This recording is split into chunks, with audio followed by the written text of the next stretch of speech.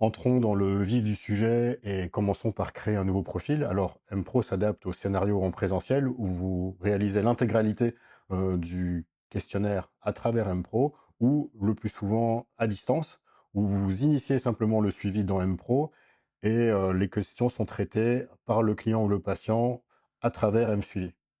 Donc, voyons comment ça fonctionne. Créer un nouveau. Il faut simplement le nom, le prénom, l'adresse mail. Le reste, c'est facultatif.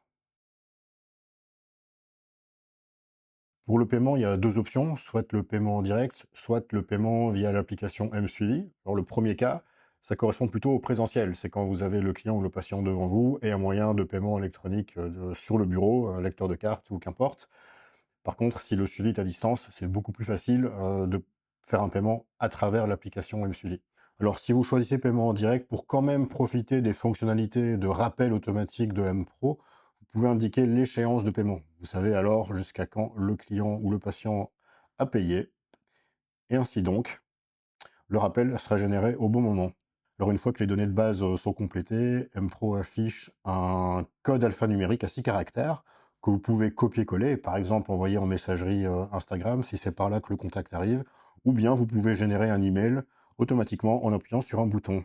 Alors la suite se passe dans MSuivi. Quand MSuivi démarre, la seule chose qu'il affiche, c'est un champ qui permet d'encoder ce code alphanumérique. Donc toutes les questions de base demandent une confirmation.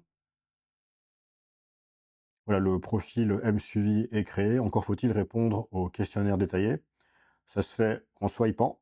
Donc ça, c'est exactement l'expérience que votre client ou votre patient aura. Vous avez simplement initié le profil et l'essentiel du questionnaire est assuré directement dans MSuivi. MSuivi propose une liste d'aliments allergènes potentiels. La recherche est possible par mots-clés ou on peut simplement faire défiler la liste. Ça, c'est important parce que ce sera pris en compte par l'algorithme de suggestion des recettes. Un aliment que tu ne souhaites pas, admettons brocoli, je n'aime pas. Et les aliments que j'adore, par exemple les fruits, les œufs et pourquoi pas les charcuteries. Suivant, petit déjeuner sucré-salé. À nouveau, c'est pour aider l'algorithme à faire une suggestion pertinente, en l'occurrence pour le type de petit déjeuner.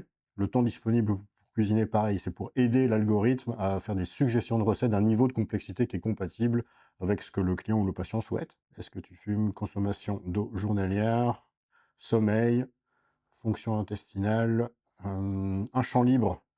On sait à quel point c'est important la relation de la nourriture et des émotions. Donc un champ permet